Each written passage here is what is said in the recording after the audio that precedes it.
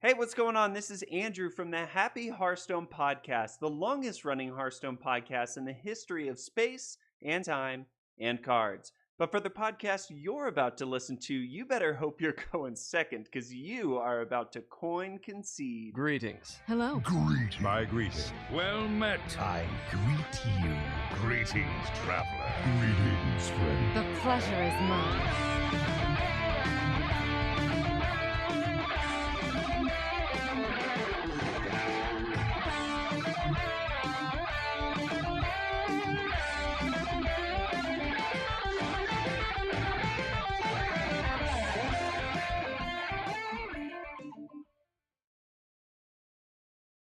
Hello and welcome to episode 164 of Concede, a Hearthstone podcast dedicated to making the competitive side of the game more accessible to you. Joining you live from Gadgets and New York, it is me, Ridiculous Hat, from the West Coast, our correspondent in Karazhan, California. It's Spartacus. Hi. Oh man, Appa's back. Appa's I know back. I'm jumping ahead, but Appa's back. And I'm excited because we have all these cards, and it's going to be exciting, and it's going to be a fun episode because we don't have a lot to talk about except for cards. Cards. So, I'd like to take this opportunity to say that we are rebranding to Coin Artifacts. We're changing games. No, just kidding. Stop. No. No, No, we're not doing that. No, we're not doing that. Definitely not doing that. But we are joining you as well from the Maelstrom, Louisiana, returning triumphantly from the dead, and then Oklahoma. It's Appa! I'm back. Hello. The first week I was gone, I was battling being dead, as Hat said, and then the second week I was fending off raccoons, foxes, and coatis, because What? I went to a petting zoo in Oklahoma, and they had raccoons and foxes and coatis, and the person who owned the petting zoo let me hold them, and it was fantastic. What's a But kawadi? it wasn't as good as a coati. It is a Central/South American. It's not a marsupial, but it's the same family as a raccoon. It looks like a raccoon with like a long nose.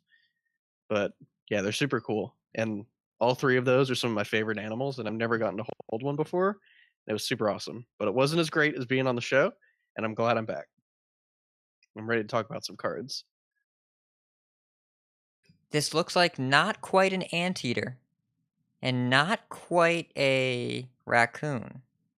Yeah, my family and I went to Costa Rica 2 winters ago, and while we were there were coatis everywhere. They're like raccoons in like Central America. Yeah, they look like little bears. Little bears, but they got the grabby trash panda hands. Yeah, Yeah. they got the weird people hands. Yes.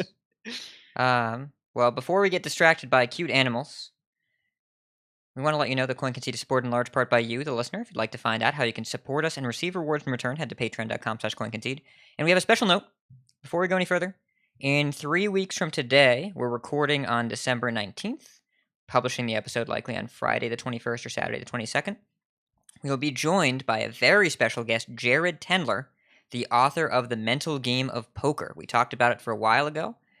We were connected through some members of our community, and he's going to be on the show to answer your questions. I'm going to flip to Appa so that Appa can discuss this book a little bit more and just what exactly we can expect here. And we actually are looking for listener questions about the mental approach to the game, or specifically card games in general.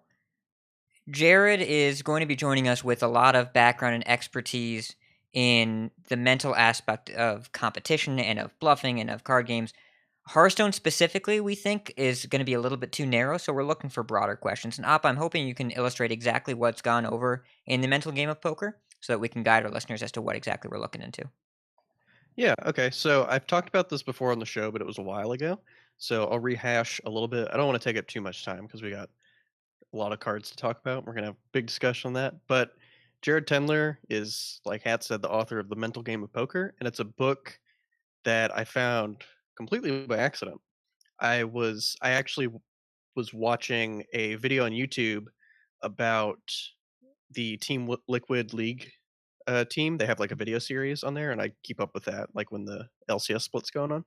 And in one of the videos, they were having a Skype conference with this guy named Jared Tendler, and I was like, "Who is this guy? This dude sounds really smart." Because just how they recruited him or they hired him to be like a mental coach for the team.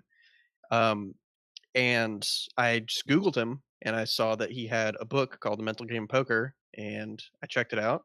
He actually had a link on his Twitter to download it for free through Audacity, so I downloaded it, and it did focus specifically on poker, but a lot of the lessons in there translate to pretty much every game. For a little bit of background, Jared Tendler was a really pretty high level golf player, like approaching going professional before he decided to do some other stuff. But he learned a lot through being high level in that sort of competition, and actually translated that over to poker, where he was a mental coach for lots of poker players, and he's been doing that for years. And he just has really good insight into what it takes to compete at a high level and improve.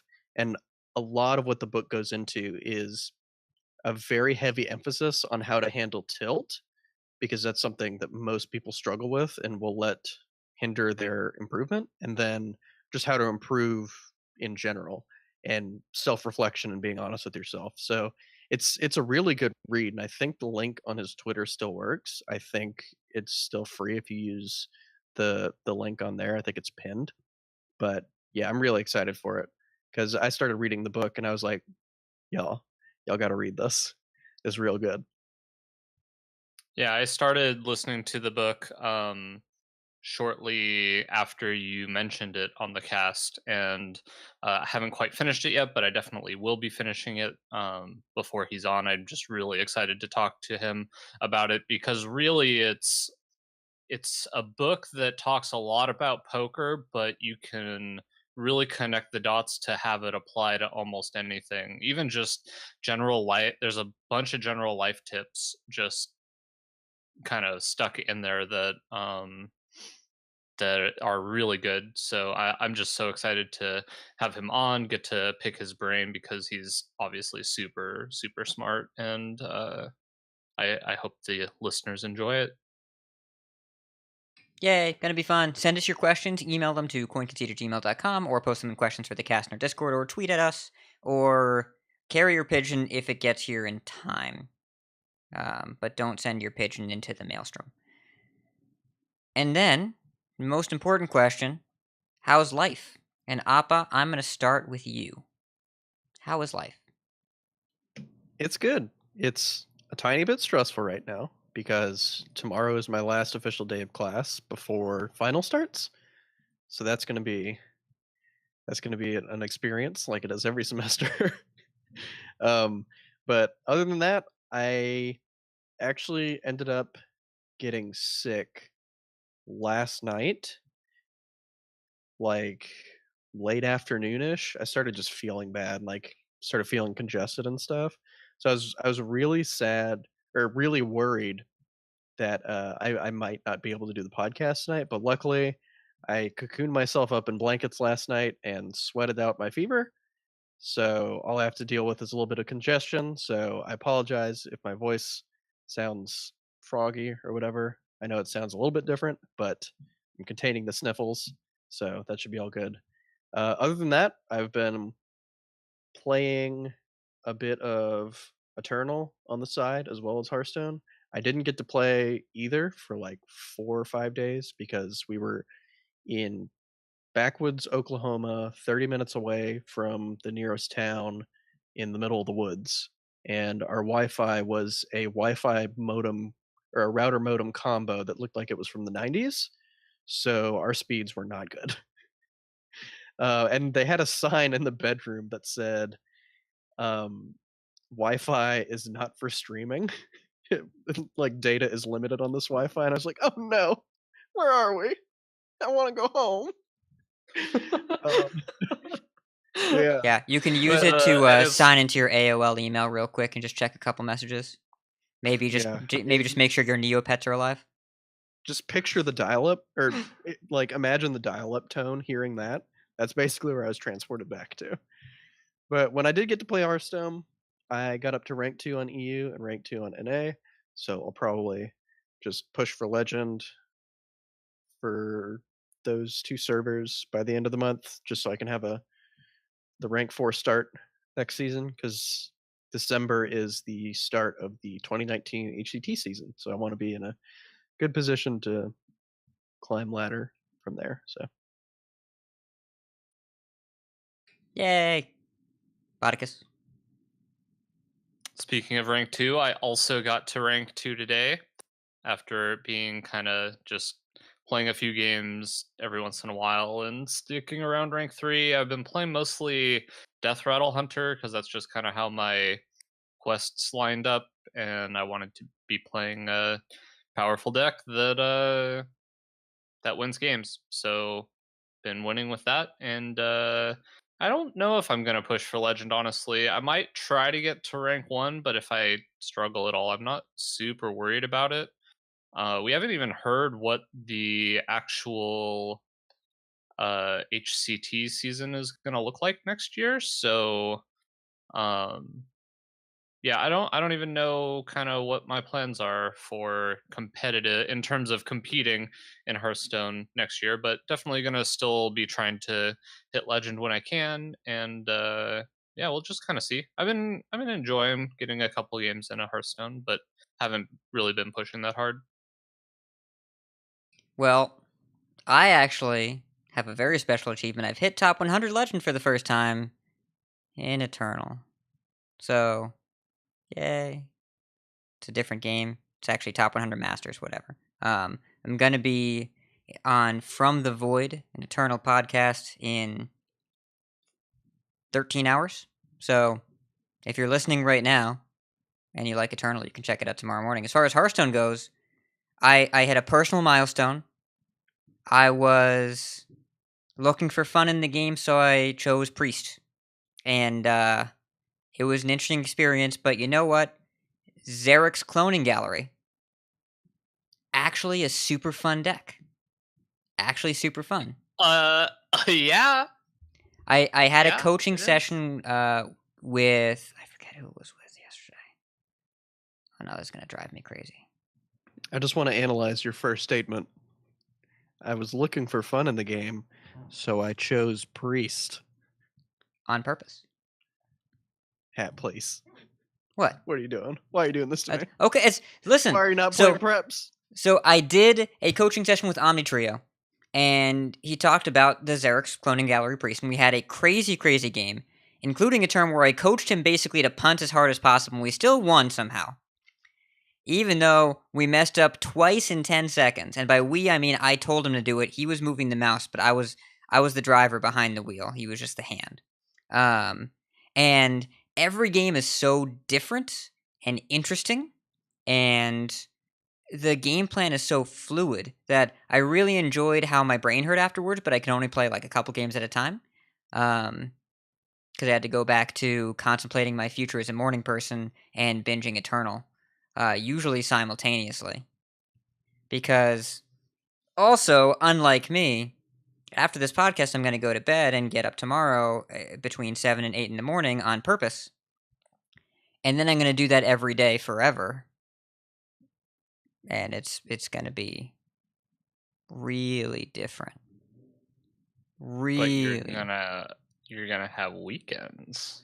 Well, These things that that like a lot of the American population tends to have, and you haven't had in how many years? so I was talking Other with than vacations. a longtime coaching client today, longtime patron of the show, Kick Punch, who he works overnights on the East Coast, and I'm just awake. So for like a year, I would coach him twice a week on his lunch break from 2 a.m. to 2:30 a.m. And this was just normal for me as an East Coast resident with a job in the morning sometimes. And then I'm like, oh man, I have to get up at like normal time, so I can't do that anymore. And I was like, we were talking, I was like, yeah, the last time that I didn't work weekends or Christmas, George W. Bush was the president of the United States.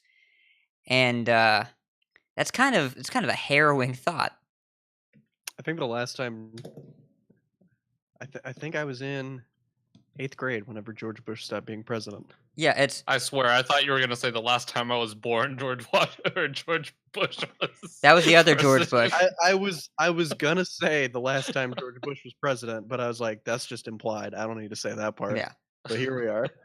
So, anyways, point here is weekends, and I'll be on call, and we'll rotate weekends. I'm not sure what's going on.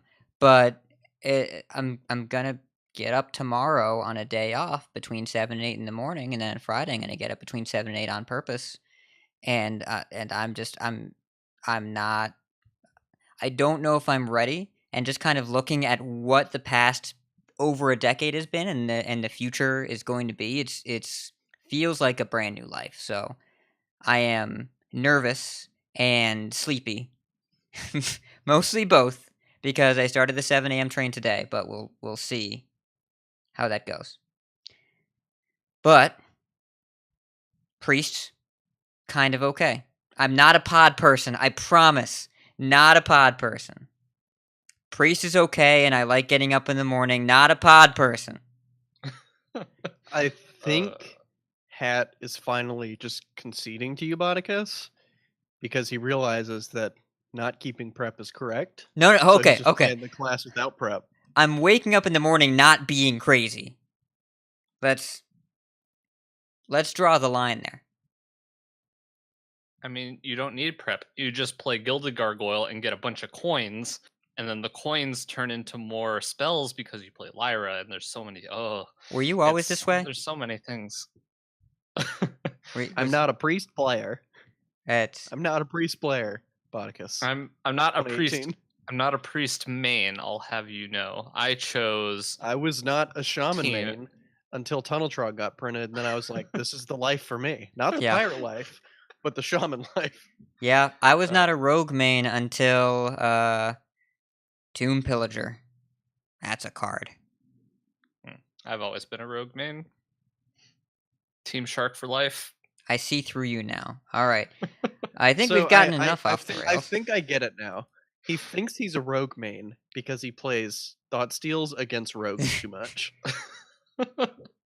That would make It's been sense. a while since I played Thoughtsteal. No, Yeah. I usually play the 5-mana one that gets 3 cards because I Devour get it off Mind. Lyra. Yeah. I will also say this only happened to me one time ever as the rogue. Shadow Reaper Anduin, very good rogue card. Really, really good in rogue. Got that off of Swashbuckler once. It did win me that game. Great in rogue. Would strongly recommend playing Disco Machine Gun in your rogue deck.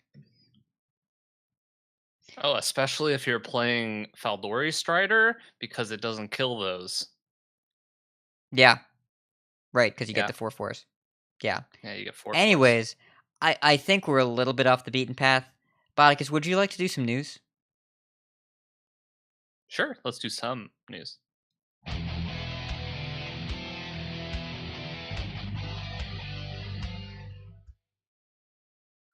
So speaking of choosing your team, there is the Rastakhan's Rumble Show Your Team Spirit.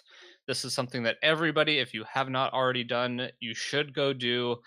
Basically, what happens is you go to the Rastakhan's Rumble Team Spirit webpage and log in, and then you get to choose a team champion.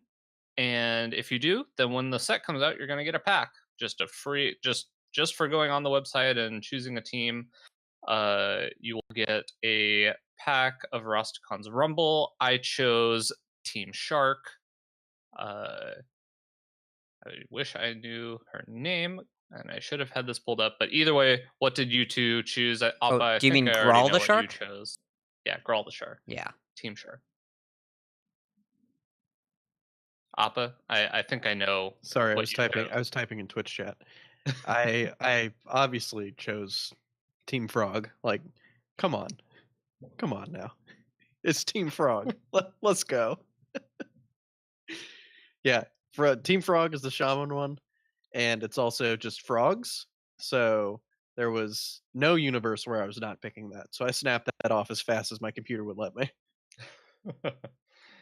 Hat, I think I also know what you probably chose, even though we know what side you're going to. Tell me what I chose. I assume you chose Gral's Sharks because Rogue and such.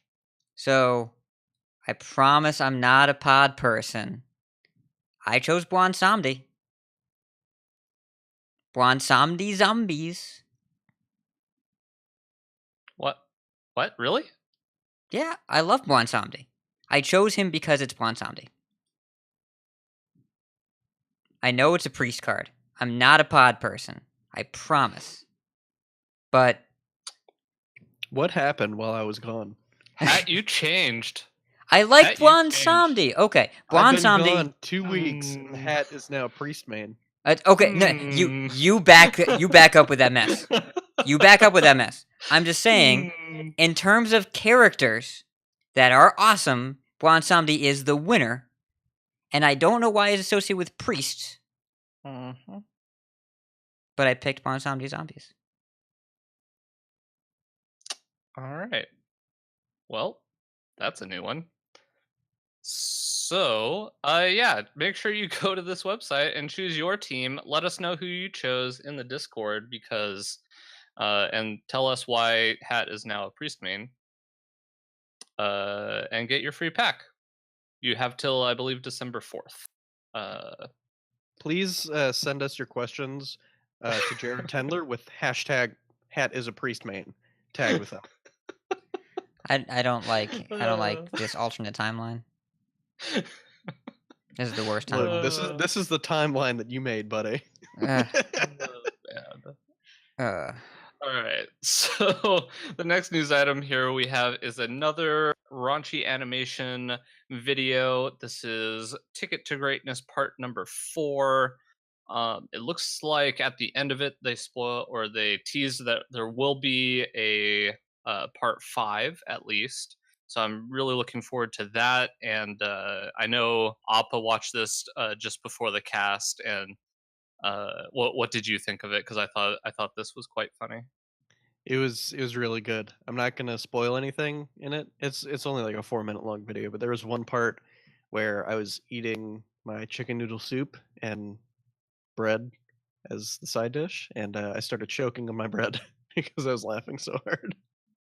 It was a good video. Raunchy Animation does really good videos, and I've liked all of them so far, and this one is no exception to that. Yeah, what'd you think of this? This had anything to add about it? This was the video that spoiled the priest card mass hysteria, which Yeah, I we'll didn't talk watch about this a one. little later in the Didn't see this explanation. video. Oh, you didn't? You didn't get to see this yet? I was Okay. actually Yeah. busy watching a different video that was also hilarious. Okay. Well, why don't you talk about that video then? So there was a video, and I believe they revealed a card before. I forget which card they revealed, but it's the live action Hearthstone, which I believe is put together by the Hearthstone Japan team. Oh, it's Luna's Pocket Galaxy by Amazing LP, and it revealed the Zul'Jin hero. And if you have not seen this video, there's only one word I can use to describe it to you. Wow. Wow. Wow. Go watch it. Go watch it right now. Yeah, and if you haven't watched the Luna's Pocket Galaxy video, also go watch that Yeah. one because that one was amazing when it was first shown, and then they really, really stepped it up again for this one. I'm not surprised that Amazing LP was given the hero card for the set to spoil, and he definitely did it justice. The reveal video was incredible. Yeah, just comedy, amazing animations. Just there's so much to say about it. Make sure you Yep. go watch it. I misspoke. Chinese group, not Japanese. Thank you, Steven, for correcting me. Yeah. So did you want to add anything to that, Appa, about the hero card reveal? Nope, both videos are good, worth your time. It'll take less than 10 minutes. Go watch them. Yeah, I agree. So the last, well, I guess just 2 more real quick news items.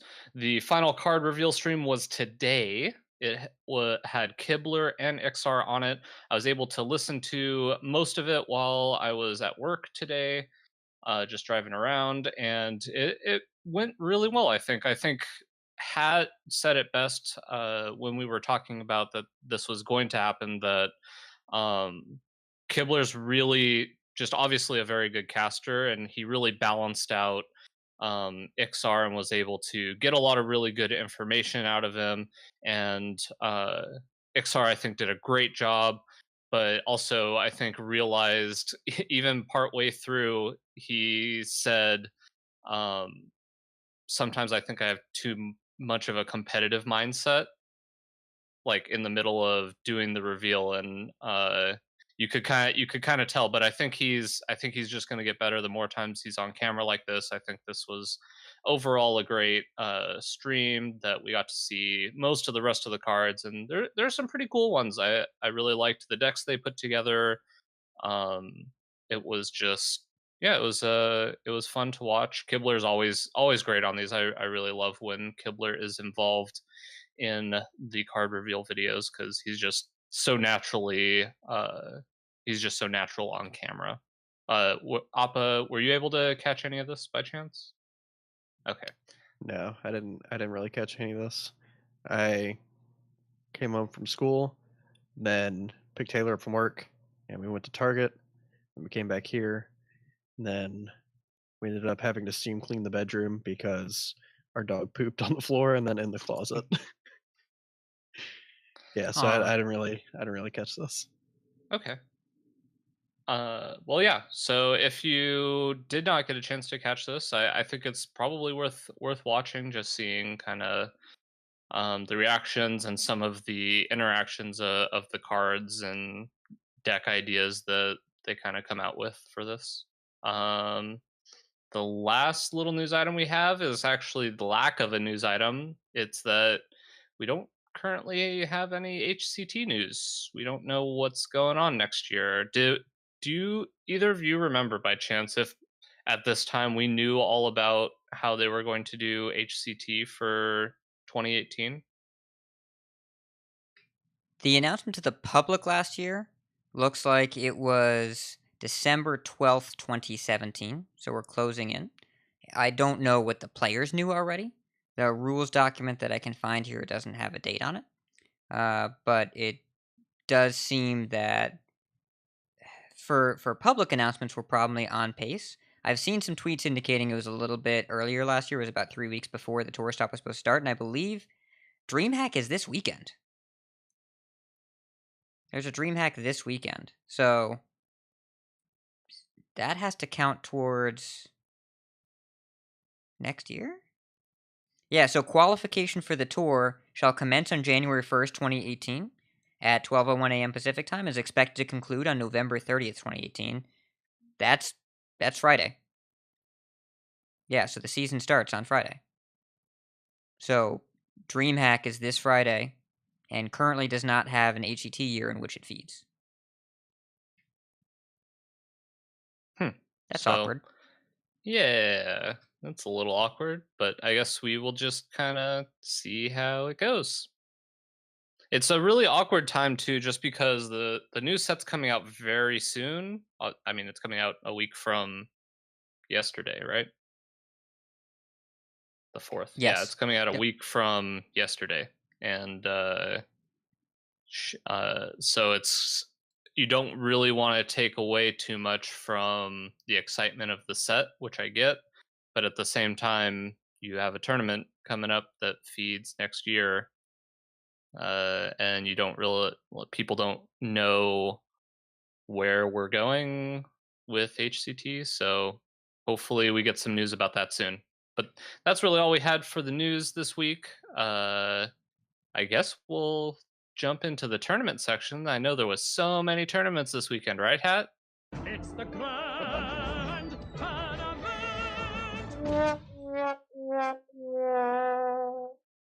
Nope. No. Nope. It's so, to be clear, it's not that we're not going to do a tournament section. It's that there are no major tournaments because it's the end of the meta. Now, this Friday, super weird timing for DreamHack because it is precisely the weekend before the new set release, and by the weekend, I mean it ends 36 hours before new cards. Very strange timing. But hey, I like tournaments. There weren't any this week, in part due to the American Thanksgiving weekend, in part due to Rastakhan's Rumble coming, in part due to there not being any. I don't know. So, this upcoming weekend, DreamHack Winter, the TESPA Regional Playoffs, Canada's Live WESG Finals, a lot of stuff going on this weekend. We will be reporting on it. But for now, it was the Grand Tournament. But, unfortunately, no tournaments to talk about this week. Is there anything else we can talk about? Anything else? Man! All right. We can talk about cards. You boys ready? Oh, I'm Yes. ready.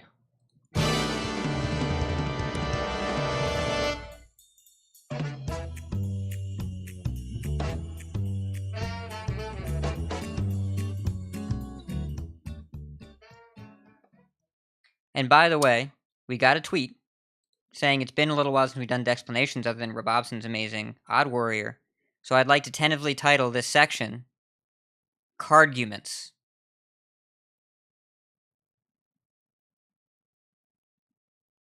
It's like cards and arguments. Cardguments. It's a different pun. We're not talking about decks. Appa, you can talk. We'll workshop that. We'll workshop that name. Okay. How's that sound? Sounds good. All right. So every single card has been revealed from the set. We will not have time to talk about every single card. We're going to do a bit of a more in-depth winners and losers, more deck archetypes next week when we have a bit more than 8 hours. It's been about 8 hours or so since the reveal stream, so we want a bit of time to digest it, but we each chose some cards just like last week, and we're going to talk about them and kind of get some just brainstorming ideas going for each of them. So Hat, why don't we start with you again? What is the first card you want to talk about?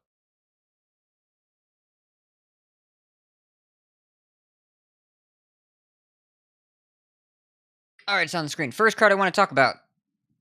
The Beast Within, and I think we're going to intersperse this throughout our very long-winded explanations, because we all have opinions, believe it or not. But the Beast Within is part of a really major push this set for Beast Hunter.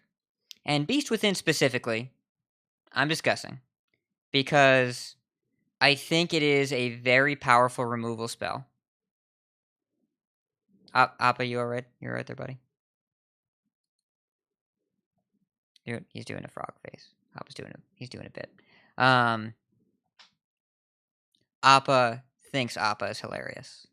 And patrons, you get to hear that he's muted and laughing at his own face. So the Beast Appa Within is hilarious. I'm not saying he's not. I'm saying no one thinks he's as hilarious as he does, and that's what's important. So That's a pretty good description, honestly. Yes. So the Beast Within, 1 mana Hunter epic spell, give a friendly beast +1/+1 that attacks a random enemy minion. 1 mana, really, really efficient cost. 1 mana is, we've seen so many 1 mana cards be super relevant. Naturalize, Play Dead, Dark Pact, Jasper Spellstone. It weaves into a lot of turns. Now think about some turns that are pretty easy to do that build beasts for you. Turn 3, Devilsaur Egg. Turn 4, Terrascale Stalker, Beast Within. Turn 5, Flanking Strike, Beast Within. And think about the number of times you've been the hunter, and you said, well, if I play the Savannah Highmane, I'm just going to fall behind on board. Well, what if the Savannah Highmane then became a 7/6 and hit something? Now, it's not just 1 mana, it also costs you the health on that minion. The minion does fight, and so it will lose that. But I think the payoff here, combined with a lot of the other Beast Hunter cards, Master's Call, which is the 3 mana epic spell, discover a minion in your deck. If all 3 are beasts, you get them all. Get all 3 of them. I think that's very powerful. And another card I'm going to talk about next, Headhunter's Hatchet, which is the 2 mana 2/2 weapon, Battlecry. If you control a beast, gain +1 durability. And Springpaw, which we've talked about in the past, the 1/1 with Rush, that Battlecry gives you another 1/1 beast with Rush. I think there's a lot of ways to tweak your board and build it in a way that you can kind of maintain a snowbally presence, and Beast Within just allows that to continue happening. It doesn't care about taunt. It is effectively a removal spell. All you have to do in exchange is to have beasts in your deck, which Hunter already kind of wants to do right now, and you're really richly rewarded, especially because you can attack with a beast and then use Beast Within on it, and it gets basically a second attack. Could theoretically really clean up wide boards. And if you use it on a beast that happens to have overkill, that also seems pretty nice. So, something to think about there. Yeah, whenever this card got revealed, I saw some people on my Twitter feed talking about like how bad and inefficient and like random it is. And I was kind of thinking that way too until you kind of pointed out that you could just play this the turn you trigger your egg, and then it just like eats one of their dudes. That seems really nice. Seems like a very clean way to fight back on the board as Death Rattle Hunter, which is kind of what they struggle with right now. Is falling behind on board. They don't really have very many clean comeback mechanics besides Catherine into Grizzly or Rexar. So having this as a way to fight back on the board seems pretty nice. Yep, and I like that Corridor Creeper is a beast. I'm not super excited about this card. I do think it's a small. It reminds me obviously of the card Bestial Wrath, which I pulled up to check. It's definitely different, and I think it's better, but I don't know. It just doesn't quite do it for me. I don't know. I do think that it could have a place, but it's a card I'm gonna have to see it be good first before I commit to saying that I think the card is solid.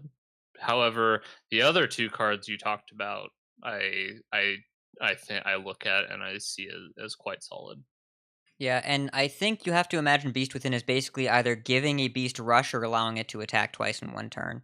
And that's where I think the value is, because Bestial Wrath +2 attack and immune, you already have to have a beast that sticks in the board for a turn. Beast Within doesn't require anything other than play a beast this turn to have 1 mana floating. And I think that Hunter in general can often be mana inefficient.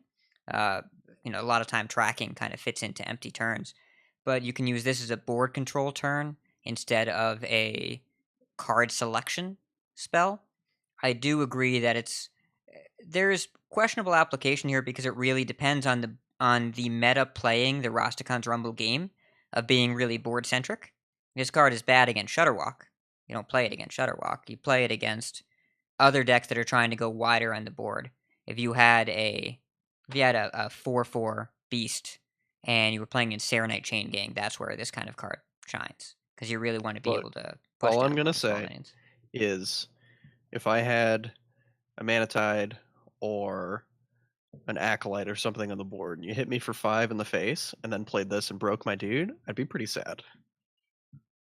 Yeah, I mean, I guess that it's turning me around a little bit, especially if the spirits get played, because this should bypass stealth.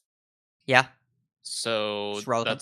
that's a way to be able to kind of bypass that as Hunter, because you don't have a lot of ways to deal with those cards right away. I could definitely see it. It works on tempo. It just feels very card inefficient to me. Yeah. But Hunter's really never played on the efficiency scale, with the exception of maybe Rexar. You can also afford to be a little bit inefficient in Death Rattle Hunter because you have the infinite value engine that comes down on turn 6. Yeah, I'm not sure this card will see play, but I do think it's definitely better than I initially thought, and I think had an interesting perspective on it that I didn't really think about at first.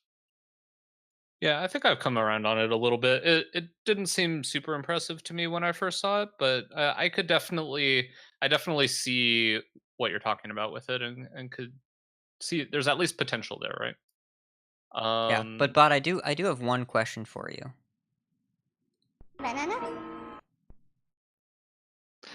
Oh man, Banana? So in case you haven't been in Discord or didn't listen to the episode 3 episodes ago, when we had predictions to cards or bold predictions about cards we would see. And Hat would not let me say that there would be a Mukla related card, so I said there would be a banana related card, and there we have it. Banana Buffoon. 3 mana, 2/2 neutral. Give yourself battle cry, give yourself 2 bananas. I have no idea if this card has any potential. Giving yourself 2 bananas is actually pretty strong. Obviously, the stat line is really bad, but I've seen people talk about potential with Quest Priest. I know there were some Quest Priest lists that played Big Mukla in them to give yourself 2 bananas, and this is a Quest Priest? neutral. Sorry. Quest Mage. Oh, Quest okay. Mage. Yes. I I was confused. also apparently was confused, but yeah, I mean, I'm just so happy that that I was right, and we'll just completely kind of gloss over my other prediction of Zul'Jin being an aggressively slanted hunter card, which it is not. But I'm just happy that we can finally play what the community wanted, and that is tribal banana shutterwalk. Oh, man. Mukla, banana Uh, buffoons. The other Mukla, we're getting in there. Go to wild for the other Mukla. Just give him the. Oh, I got it. Okay, so boy. we play King Mukla on turn 3, and then Banana Buffoon on turn 4 to negate the bananas that we gave our opponent. And then we're even on bananas, but we have a 5/5 Mukla. We are at equal banana economy. It's We're at you banana know. parity. Oh man, do you want to hear something that's both really happy and really sad? You know what's the perfect play on turn 2 to curve into this guy? Mana Worm. On 2. But you know the really good news? I'm happy this card got printed because it lets me put a bunch of silly bumpers. Okay. Appa, Appa, are you ready? I want some vintage Appa. I want some really serious questioning. Are you ready for some vintage Appa? Are we just we're just starting off strong with my reveal or with my reviews? We don't We're have just going to, in but I like put that? it there and you left it there. Do you want to start with? I did, Do you want to I start did with? leave it there. This was not an order of importance, but I guess we're just getting in there. It's give me some mojo. All right. So the card I wanted to talk about, and I want to preface this by saying I did not choose the 5 cards that I thought are the best.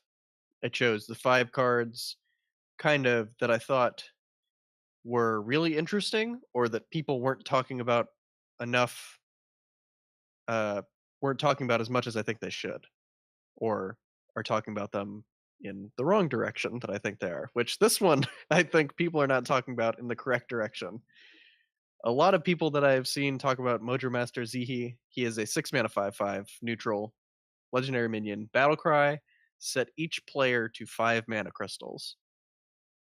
And I've seen a lot of people talk about this on Twitter. And again, my Twitter bubble is kind of insulated. It doesn't have all of the Hearthstone community in it. But I've seen people mostly refer to this as a bad card. And I think this card looks very powerful. I'm not sure, because this is such a unique effect, I don't want to say it's good or not, but I think if this card starts being played, I think it has the potential to be very format warping.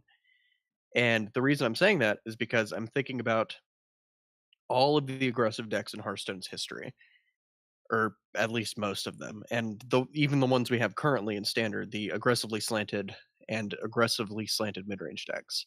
And that would be like even Paladin, even Shaman, Zoo, all these sorts of decks usually try and curve out really well. And some of them top out around 6 on the mana curve, and they'd be fine just playing this and having 5 the next turn. But where I think Zihi is actually going to be really good is not on turn 6 most of the time. I think he's just going to be a card that you want to play around turn 8 or turn 9 to just break 4 of your opponent's mana crystals. That is insanely powerful. If you're playing against a really greedy control deck or a combo deck, and you just hold Zihi and just put pressure on the board as an aggressive or a mid-range deck, and say I'm playing Even Shaman versus Shutterwalk Shaman or something, or Control Warrior, and I get to turn 6, and I'm like, Fire Elemental, ping something, and the next turn I have nothing else going on, and my opponents just took their 7th turn, and a Zihi, I just completely deny them 2 turns worth of development. And mana crystals are very important for control decks and combo decks to have, and they build their entire decks around being able to get to certain turns on curve. And that is a major part of Hearthstone that I think people aren't really taking into account, is that you build a deck expecting to play the card on that turn when it's drawn. And if you can throw a wrench in that plan, it is huge. And the fact that he's a 5/5 is not that much of a drawback. Like 6 mana 5/5s with powerful effects have traditionally been pretty decent. I mean, Emperor Thaurissan, I think his effect is more powerful, but I mean, you were fine playing that on 6. Like, it's a 5/5, it still hits really hard. So I think Zihi is. I would wager that he's going to see play, and I think if he does see significant play, he's going to warp the format around him into decks that play Zihi, and then like decks that try and go under Zihi. Because if Zihi is around a lot, you're going to get punished as a control and combo player a lot. This card seems like a nightmare for so many control decks.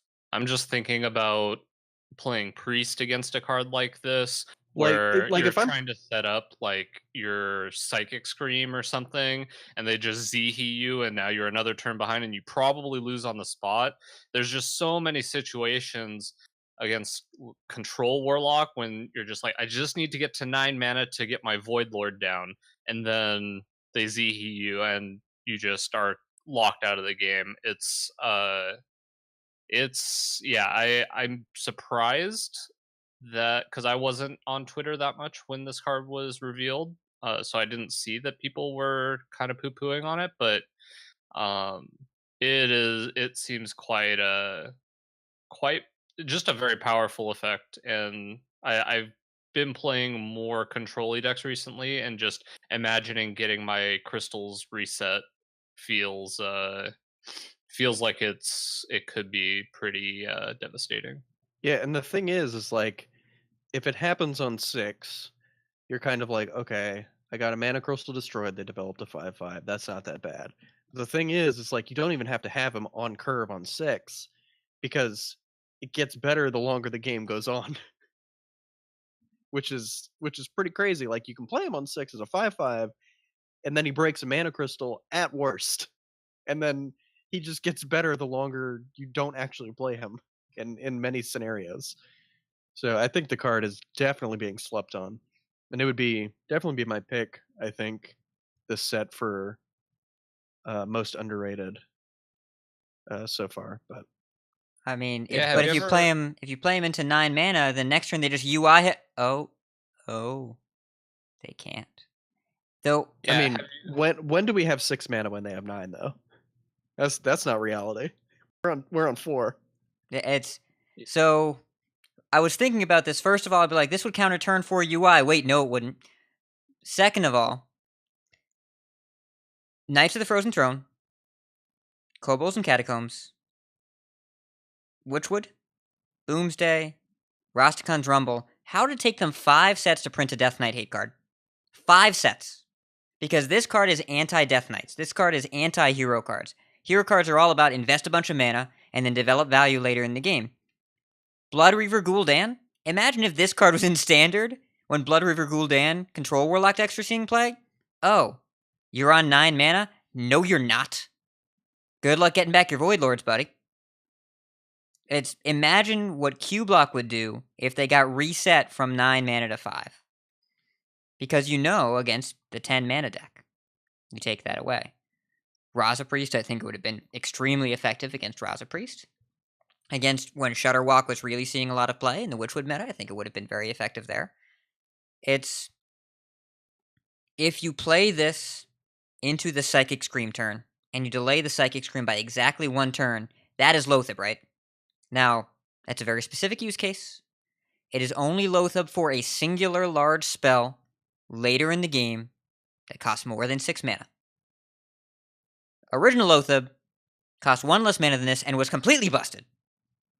If this is fixed Loatheb and is still playable, which I suspect it is, then I think this card will be relevant. And there's another card I'm going to talk about later today that makes me think the axis in which Team 5 wants aggro to compete is mana efficiency in this world that they're building.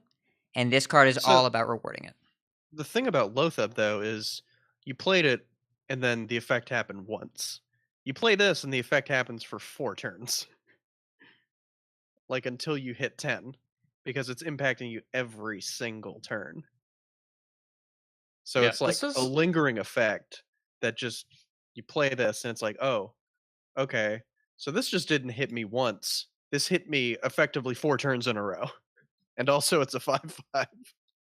This is even good after a Psychic Scream, because a lot of times the priest deck Psychic Screams and then sets up the Spellstone afterwards, and you just delay the Spellstone an extra turn. And it just does so... I mean, the thing is, how many times has your opponent spent 10 mana in a turn, and then you had 5 mana the next turn? Happens a lot when you're playing against Druid, it feels like. So yeah, it's just man. I could see. So to play devil's advocate for a bit, this card is relevant when you don't need a lot of mana, your opponent does, and they're building something big that stops your entire game plan. If your opponent functions on single cards that are 5 or 6 mana, this card will slow them down, but you're probably just removing hero power activations. But in every Death Knight-esque scenario, in every major hero card scenario, in every Frostlich Jaina, which this card completely destroys, against every Blood Reaver Gul'dan, mostly just Death Knights, but then also Zarek's Cloning Gallery, and any other really, really major top-end spell that your opponent is relying on hitting at a certain time period and their game plan is surviving to make it, that's where Zihi shines. And if your opponent is trying to do things that cost 5 or 6 mana, like another Priest card we're going to talk about later, the new Priest board clear-esque spell that costs 5, you're not really stopping that from happening. You're not really stopping Brawl from happening. I don't think Control Warrior cares much about this card, because their removal is all somewhat mana efficient already, and they just want to hit the button more. So I don't think I would say that this card is an answer to a deck like Odd Warrior. It's more about high-performing, top-end, mana-intensive effects. If those are major in the format, this is a really, really good answer to it. If the control decks are a little bit more mana efficient or a little bit more time efficient, then this card becomes less relevant. But I agree with Appa. 3 Stone Rains, 3 break your opponent mana crystals at once is such a powerful effect that we haven't seen before that I think would be really, really hard to bet against this. It's just a nice card to know that you have in the format in case a meta develops around the strategy you were just talking about. I just love that stuff like that is in the format and is going to prevent certain strategies from getting too crazy. But we've talked about that. Go ahead. I'm not looking forward to playing as a slow deck and developing my next couple turns in my head and then being like, okay, now let's figure out lines that I have to take if they have Zul'Jin. Or not Zul'Jin, Zihi. So the question you're asking yourself, Appa, is Zihi or not Zihi? That is the question. Whether 'tis nobler to suffer the slings and arrows of outrageous mana destruction, or to sweep, perchance to dream. Well, there's definitely plenty of suffering going on in this cast. But why don't you go into your next card, Hat? Don't mind if I do. Are you going to tell me that was not some great Hearthstone Shakespeare improv? Is that what you're going to tell me? No. Is that why you put Zihi down on my list first? It's not. So you could fire that off? It is not, but it was a happy little accident. I see the lines, Hat. It's the Shakespeare lines. Yes. That was Hamlet. Anyways. Headhunter's Hatchet. Hunter weapon. 2 mana, 2/2 weapon. Battlecry, if you control a beast, gain +1 durability. I am talking about this card separately. Because Master's Call and Beast Within are hunter, like Beast Hunter payoff cards. You are playing Beast Hunter. This card is a good weapon that also gets better if you're playing cards you already want to be playing. Right? This card is if you play Springpaw or you play Devilsaur Egg. You have a few beasts in your deck. Jade Claws, just making a 1/1 was fine. This is a little bit worse than Jade Claws, because Jade Claws was busted. But 2 mana, attack twice, totally reasonable. Glaive Zuka on 2, pass. This is just Glaive Zuka. It's just Glaive Zuka. And that's awesome. fine. And then the times where it is a 2 mana 2/3 weapon, 2 mana 2/3 weapons are absurd. I play Stormforged Axe and Shaman on Yeah. purpose right now. And that it's card costs good. 3. Yeah. Yeah. Or 2 with But interest. it also makes 2/1/1s with Rush sometimes, but that's beside the point. Sure. And Mad at Arms raises a valid point. There's a card called Dire Mole that costs 1, and then you play this, and it's Dire Mole and a 2 mana 2/3 weapon. I think you would play this as a vanilla 2 mana 2/2 weapon if you had to, and the upside with cards you already want to put in your deck means that you should probably put this in most Hunter decks, whereas I think the other Beast Hunter cards are much more specific. This is just a generally good card with upside. Cheap weapons for classes that can position to be aggressive have traditionally been very strong, and this does not look like an exception to that. I actually would be surprised if we did not see a more aggressive version of Hunter come out of this expansion because of the new 1-drop, and then also this card. This card is just nice. Like, I remember playing with Glaive Zuka, and there was a lot of games where I just did not get the buff from Glaive Zuka on my minions, and I just played it as extra damage. And it could be part of a set of cards that could draw you away from playing Odd Hunter as the face Hunter deck and playing a more traditional Hunter deck with even cards as well. I'm excited for this card. I think it looks good. So the only knock I have against this card are the same reason why this card is good. Dire Mole is a reason, because if other people are playing Dire Moles and you play a 2/3 weapon, that's significantly worse. And also Serenite Taskmaster is a 2/3 for 1, and when you're playing a 2-power weapon, you are not as happy to see a lot of minions with 3 toughness. That's the only downside I really see to a weapon like this. Obviously, 2 mana 2/3 weapon is very powerful, and I do expect it to see play, but I do worry that if the format shapes out to be such that people are playing 1 mana 2/3s, 1 mana 1/3s, and 2 mana 2/3s, then it loses a lot of its potency because you can't really use it to kill off minions without a little bit of help. How about you get help from Springpaw, which is a conveniently 1 mana beast? Yeah, I mean, I'm just saying that 3 toughness is really awkward for a weapon with 2 power, right? Yeah, and you have to find other things to do on 3 other than Eaglehorn Bow, which has been just a 3 mana 3/2 weapon forever. But Hunter has plenty to do on 3, and it even gets more options this set.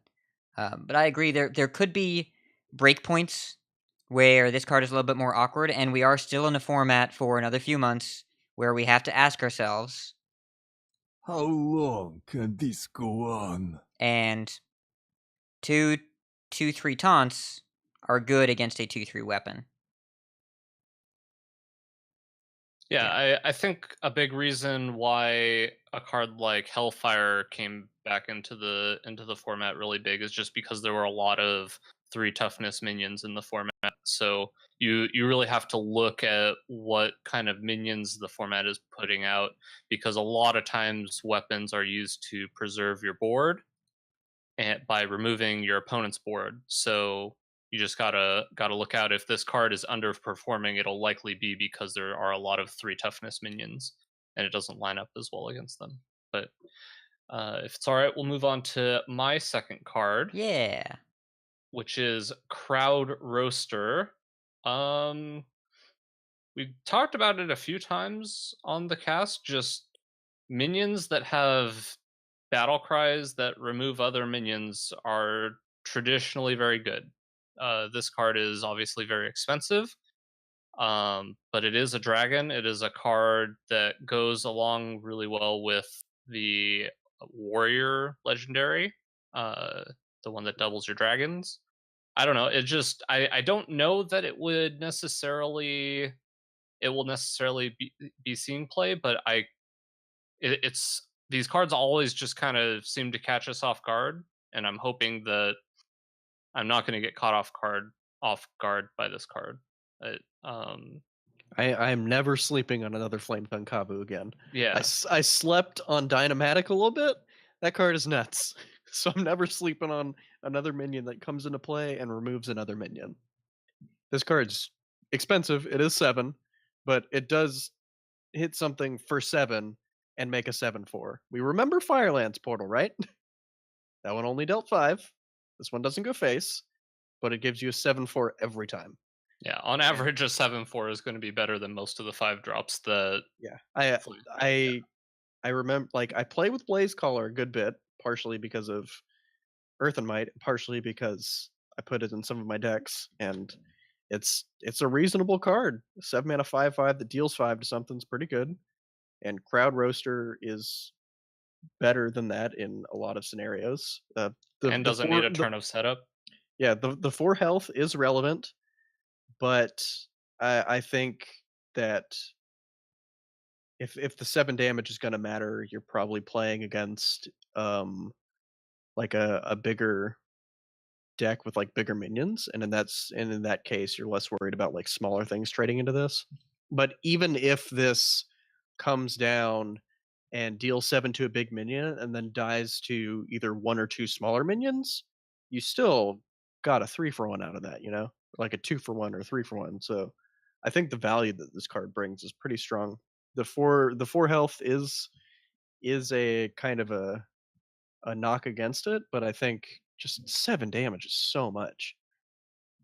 And I do think I just kind of typed this in chat, but in a format where 3 toughness is going to be the norm, where your removal is going to want to be, 4 is really nice to have in that situation because a lot of the removal is going to line up awkwardly around it. If we see a lot of people playing one of Appa's next cards, then obviously 4 toughness is not where you want to be. But if a lot of the minions either are attacking for 3 or you have AoE that does 3 damage, I think you're okay being at 4. I just look at a card like Flanking Strike, which is a very popular, highly played card.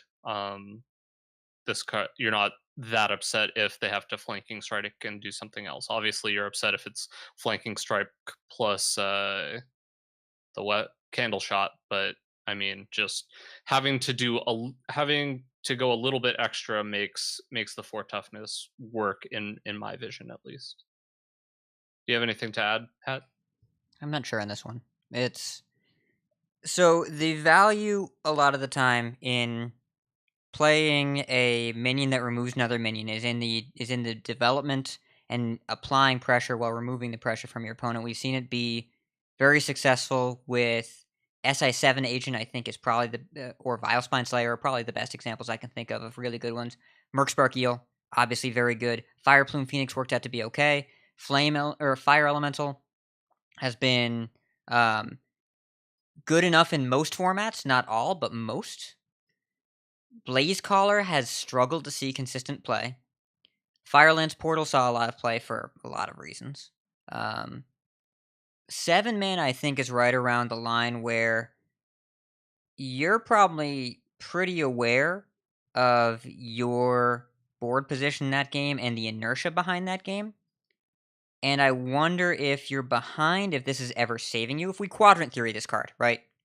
Behind, you have to be dying to one specific minion that dies to 7 damage, where a smaller amount of damage wouldn't be relevant.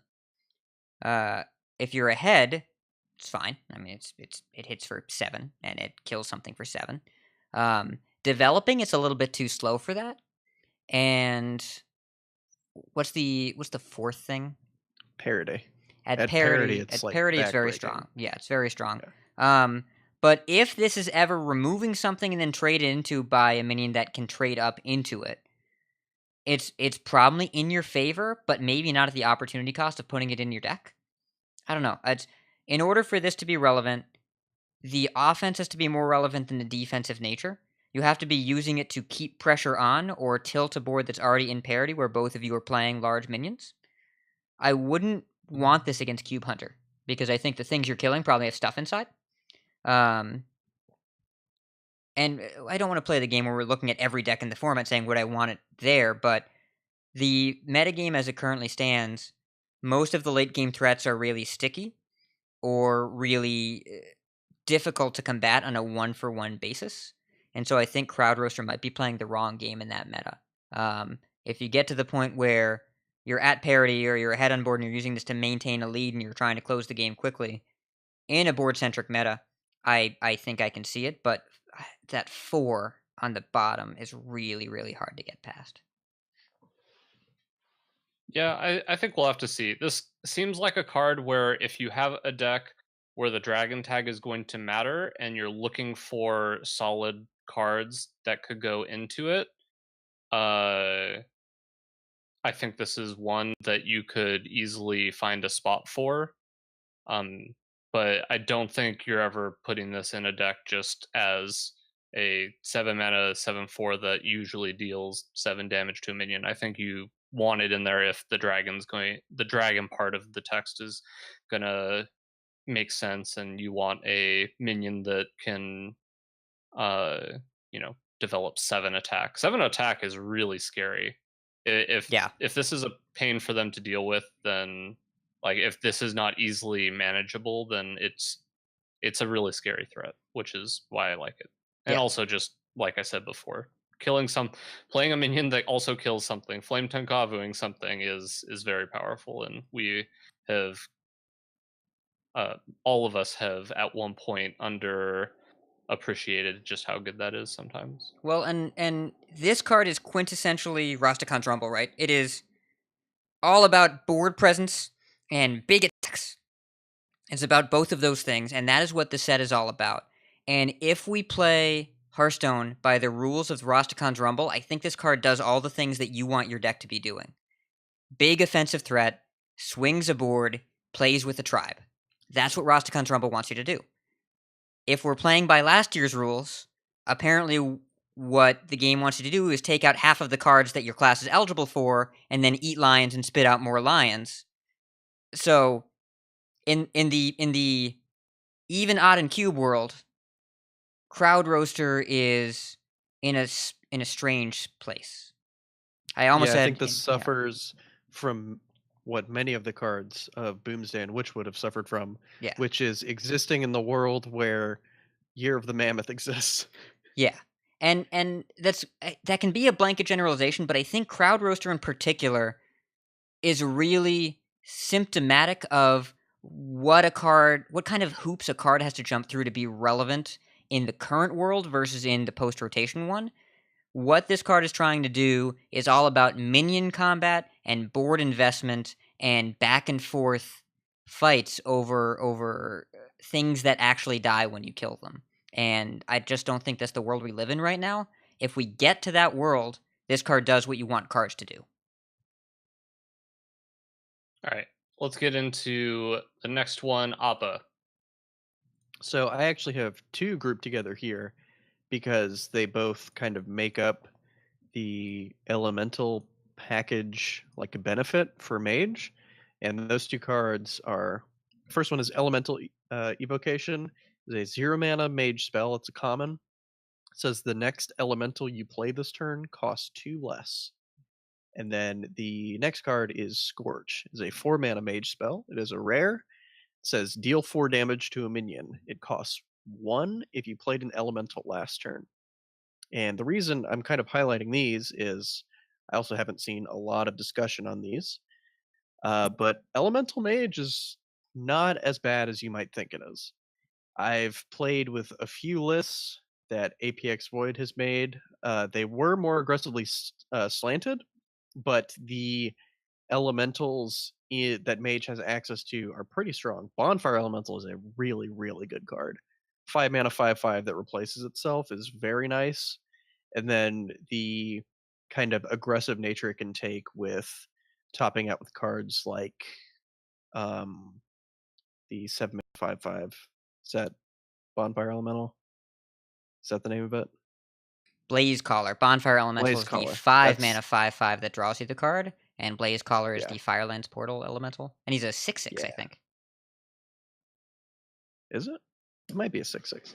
But anyways, I've played with a few different versions of Elemental Mage, and it's always felt close. As in, it's very close to being a playable ladder deck, but it's always felt lacking.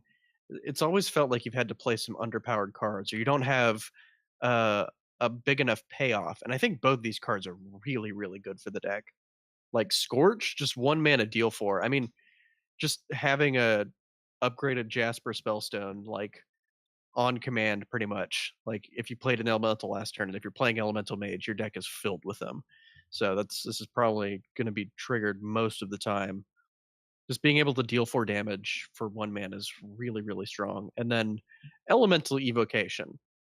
While this is restricted to the Elemental Tribe, this is an Innervate.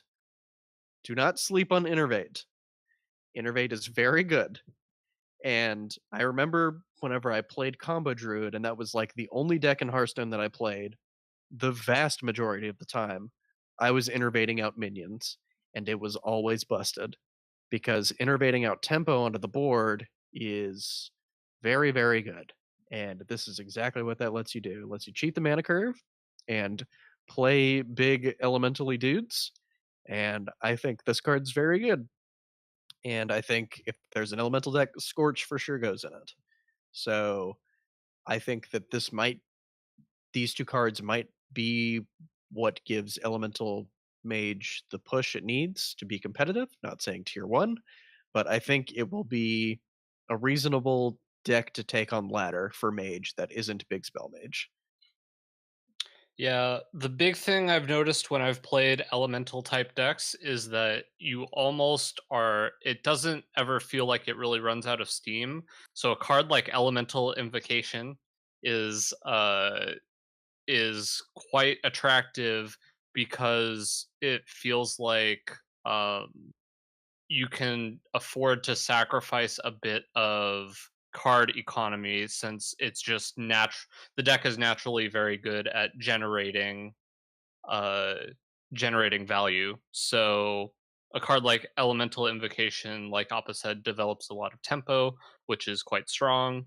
And Scorch is also quite good in the tempo department, as 1 mana deal 4 is very good.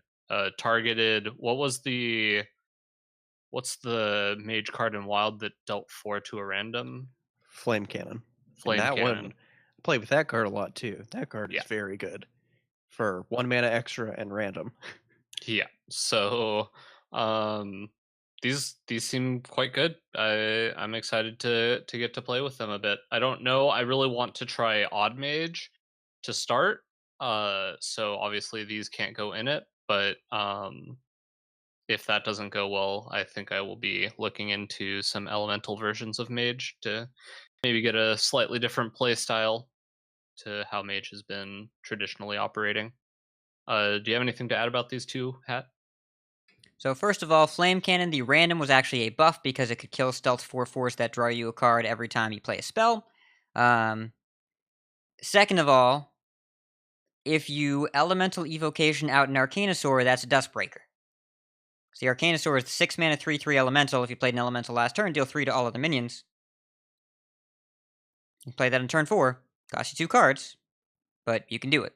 And when I played Elemental Mage, it reminded me a lot of Drachnid Operative non-combo Dragon Priest, where you were playing one big minion a turn, and you always have cards.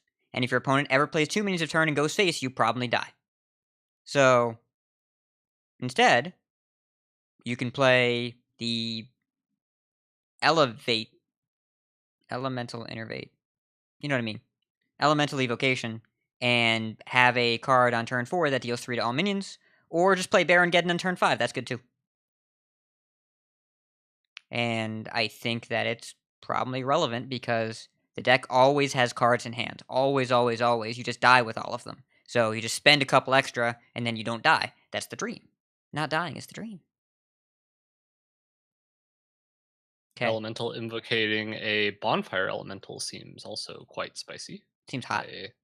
I would like to do that. Yes. Or just Uh, turn to water elemental. Serve me up one of those, please. Yes. Or I'll take a turn 1 coin water elemental against an odd rogue. Oof. Oof. Oh boy. Yeah. Oh. Yeah. Can you imagine you're an odd rogue and your opponent just goes turn 1 water ele? Yeah, that's gnarly. That's a 3/6. It's Oh. Yeah.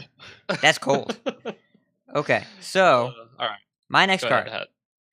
So, this card can take the hit because it's like a shield maiden. It's Ember Scale Drake. It's a 5-mana 5/5 dragon, warrior card. Battlecry, if you're holding a dragon, gain 5 armor. Okay, so I want to talk about Dragon Warrior. I am not convinced in Dragon Warrior. I am a hopeful. I am not convinced. Because this is once again a deck that is about curving one mid-range minion a turn, and historically those kind of decks die a lot. Unless the minions are really, really, really powerful, you have some kind of other busted effect, like Dragonfire Potion in your deck, which kills all of your opponent's stuff and none of your stuff. Or you have Divine Spirit Inner Fire, and you just kill your opponent. So, there aren't a lot of defensive dragons in the format, outside of like Primordial Drake, which costs 8, and Sleepy Dragon, which costs 9. There is the new Execute on a Stick if you're holding a dragon for Warrior, the 3-mana 3/2 that executes if you're holding a dragon. Pretty cool, but you have to deal the damage. This card allows you to develop and just have a little bit of extra breathing room between what kills you and what lets you play one more turn of playing stuff instead of reacting. And I don't know if Dragon Warrior has what it takes. I don't know if it's just like every other dragon deck they've tried since they printed Twilight Guardian, where it's just you are playing minions that are probably a pretty good deal on rate. They do a marginal extra effect, and it's not quite good enough because your opponents are either faster or bigger. But Amber Scale Drake is a bargain if you trigger it. We paid 6 mana for this card. We will pay 5 mana for it. You have to be playing other dragons. You have to have a way to not die. And you have to want a lot of minions in your deck, which means you're probably playing a rush-heavy tempo deck with dragons. I don't know if the support is there yet, but I do like how this card fits into that idea of just making the game go a little bit longer. Because typically, if your 5-drop makes the game go a little bit longer when you're trying to get to 4, 5, 6, 7, as long as you don't get Zihi'd, you should be fine. Thoughts? I do like copying this card with Voon. I don't know. I Yes. hope that there is a deck where we can curve Voon into this card and then the copy of this card and then into Scorched Drake, and you're just playing that. It doesn't seem like we're in a format where that seems powerful enough. No. But maybe after rotation we'll be in a format where you can just kind of curve well-statted good minions into each other. Yeah, and I'm just ready to make a 5/5 and shield slam something again, because I miss Warrior being able to do that. And there are some other dragons out there. Dragon Maw Scorcher, the 5-mana 3/6. It's a neutral battlecry, deal 1 damage to all other minions. I think is a relevant defensive tool. It's right now I question it. There is a lot of value dragons. You've got your Scalebanes, you've got your Bone Drakes, and you've got obviously your 9-mana dragons. I like Primordial Drake a lot. The inexpensive dragons right now, just there are a lot of questions that I think are unanswered. And so we need more inexpensive dragons, or we need a much slower format for these dragons to matter, because if you're going under 5 mana, in Warrior right now, you have Ebon Dragonsmith, Fairy Dragon, Hoarding Dragon, Marsh Drake, and Twilight Drake. That's a pretty unexciting group. Nightmare Amalgam also. Oh, and Nightmare Amalgam, yes. Which is the best one of those cards. That's not a good spot to be. So, in order for this card to compete, you have to be playing it in a dragon deck that can be defensive. I don't know if we have the tools right now. I really hope we do, but I don't think we do. Yeah, I think the biggest thing I'm noticing with this set is all of these cards seem very exciting after rotation, and some of these super powerful effects go away. It'll be fun to play slightly powered down Hearthstone Well, for a bit. It's like you're looking at these cards and it's like, wow, these are really strong in the game of Hearthstone. And then you realize that you don't play the game of Hearthstone right now in Standard. You play the game of I'm getting UI'd on turn 5 or Mind Blasted for like 87. Well, I mean, what I'm seeing right now is not even the combo cards. It's more just the minion presence is forever. It's more the hero power bases and the cube base. It's that everything feels kind of snowbally, which I don't really love. But where I do think, and we're going to talk about another card later about mana efficiency, I do think Zihi is kind of a way of corralling a lot of these effects.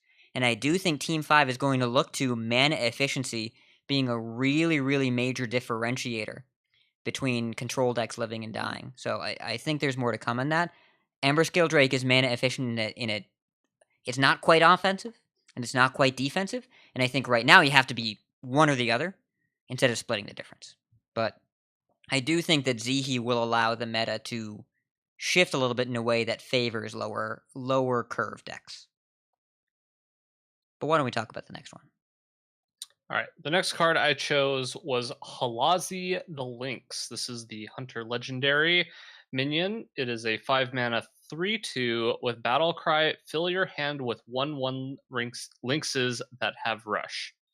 That is a very powerful effect. Filling your hand with efficient, somewhat efficient cards is just very interesting to me. It looks like, I assume you're going to be able to get this off of Rexar.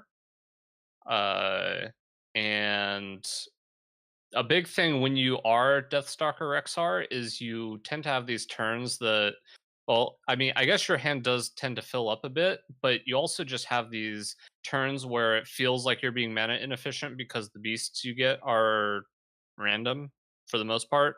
And being able to fill in a couple of the mana, like with little 1/1 pings that you can kind of put around everywhere, is interesting to me. It goes along with the Hunter Spirit, which was spoiled today, that gives the beasts that you summon +1/+1, and also just we're noticing kind of I'm noticing kind of a theme with a lot of the Hunter cards. Also, the card we talked about last week, the 2-mana return Revenge of the Wild, summon all the beasts that died this turn. There's just a lot of ways that you can make use of beasts that all kind of die right together. So I'm kind of envisioning a deck that has that just has like these 1/1 lynxes that are kind of rushing about, and maybe you can res them all with Revenge of the Wild. Maybe you have the it all just kind of seems like it could potentially work together. Maybe Cult Master goes in a deck like this. It's just kind of a cool card. The stat line's really poor, obviously, on it because the effect is so powerful. So we'll kind of see. I have a couple ideas. This seems like a cool card in potentially like Odd Hunter.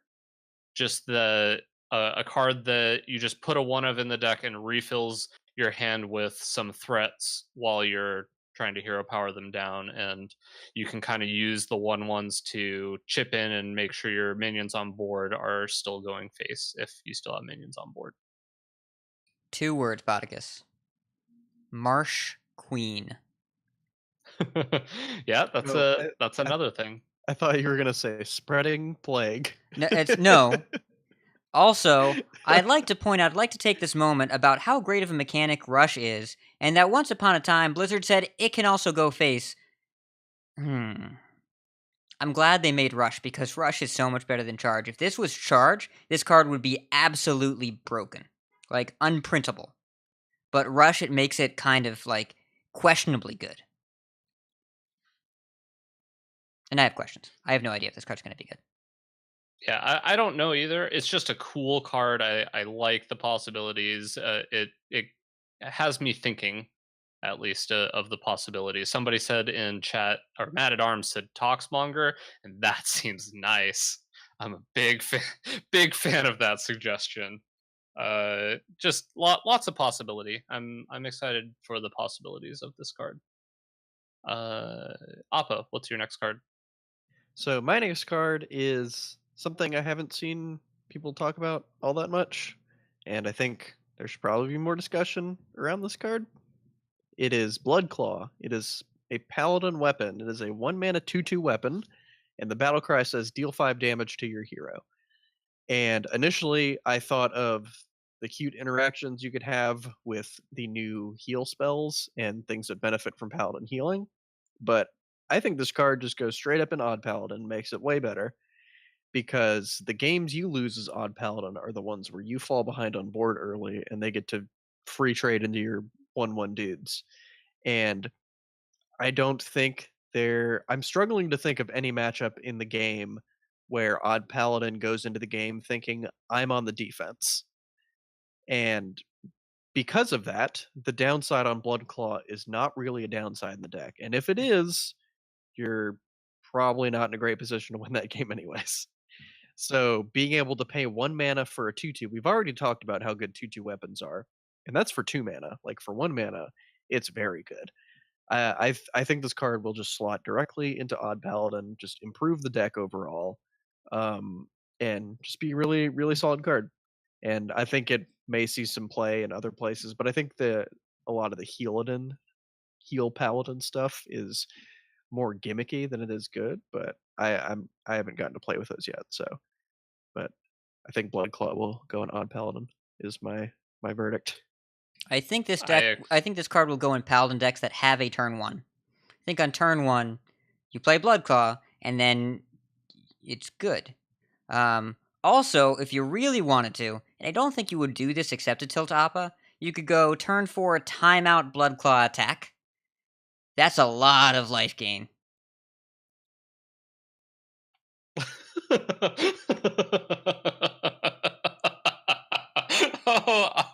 So, Appa's audio big. listeners, Appa took his headphones on and is currently considering his life choices. But timeout Blood Claw is a lot of life gain. Now, I do think you'd rather play the Blood Claw on turn 1 and just kill 2 things. But it's good. Yeah, Blood Claw. I wrote down Blood Claw and then saw Appa had put it on there and was very happy because this card is good. This card is just very good. 1 mana 2/2 weapon is wow. And in a deck where you're playing it, you probably don't really care too much about your life total. So big fan of this card. Now, I will challenge that a little bit. Odd Paladin, per the last 2 weeks on the Vicious Syndicate Gold Report, it doesn't have a positive matchup against Zoo Warlock. That may be due to Despicable Dreadlord. That is the only aggressive matchup where I really see it suffers. Even Paladin, it's basically split down the You middle. see, I think that's the best matchup for Blood Claw, actually, because the Yep. games I lose are not to Despicable Dreadlord. I mean, you'll lose some of those, but usually when Dreadlord blows you out, it's because you're behind on board and you're playing a bunch of 1/1s, and then they go 5 mana, remove your board, hit you for 7 or something. So being able to Yeah. contest the early board in that matchup, I played a bunch of that matchup on EU because Odd Paladin's one of the few decks I have over there. But a lot of times in my experience, the matchup comes down to who comes out on like turn 3 ahead on board, because then they just snowball that lead. So I think having the 2/2 weapon to be able to kill imps and light wardens and help to trade into void walkers and stuff would be helpful. Yeah, they just have a lot of 3 toughness minions, and unlike what I was saying earlier about 2 power weapons being weak to 3 toughness minions, you have a lot of 1/1s, and having that 1 extra damage to pair with the Blood Claw, I think helps out your Zoo matchup a lot. So I do think that this card could help the Zoo matchup. Although I also noticed that taking 8 off of a off of a flame imp could also maybe not be the best thing for that matchup. So we'll kind of have to see how the deck is built. Let's see. That was Appa's cards. So Hat, you are next. Oh, hey, you know what's good with Bloodclaw is my next card. Is Flash of Light, 2-mana Paladin spell, restore 4 health, draw a card. Draw a card while cycling is a good thing. There's a card in Magic called Renewed Faith that either healed 6 or healed 2 and drew a card. And this was before people were playing just dedicated life gain in most Magic, and then Renewed Faith came around and they started playing it. This card is just efficient. It gains enough life to be worth 2 mana, and the card draw seems it's almost thrown in there. It's half price. And I do think that Spelladin is a really fascinating archetype. I don't know if the support is there, but if there is a control Paladin shell, you're playing Flash of Light 2 copies every time. And in an aggressive Paladin deck that isn't Odd Paladin, where you have minions larger than 1/1, you can play this on the minion, draw a card, and it's just efficient. It just does a little bit more than I expect a 2-mana card to do, and fits towards what I think Spelladin wants to do, which is survive and draw a bunch of cards. So, Yeah, I hadn't seen this card before I was going through the show notes, and I had finished my list and I saw yours, and I went to go look at it, and I was like, heal 4, what? And then I read draw card, and I was like, wait, what? And I looked at the mana cost, I'm like, oh, okay, so just 2-mana draw card is just on rate, and then plus 4 health is just a benefit past there. Like, I'm just gonna play this in all of my non-odd paladin decks. This card seems awesome. It's just like Yeah. efficient enough and like enough of a benefit to where it's really hardly ever dead. So and Paladin I'm has excited to so play many this one. cards that care about healing this set. So many Yeah. cards. And if you play High Priest the Call, which is the 3-mana 3/4, it's the spider tank Paladin legendary that converts all but 1 of your health into armor. You just get to get some health back, and it has synergy with Shirvala and Spirit of the Tiger, just a little bit of both, but enough. Has a lot of synergy with Zandalari Templar, which is the 4-mana 4/4 rare. If you've restored 10 health this game, it gets +4/+4 on taunt when you summon it. It fits into what you want to do in any kind of controlling or slow Paladin deck, which is what the class needs. It just needs the bread and butter cards. Yeah, I was really worried about Tikal when it first was revealed, just because all there really was the 1-mana 1/3 that deals 5 and gains 5 armor, and that card to deal damage to yourself. But then they revealed Bloodclaw, and I'm starting to see the potential for a heal paladin deck.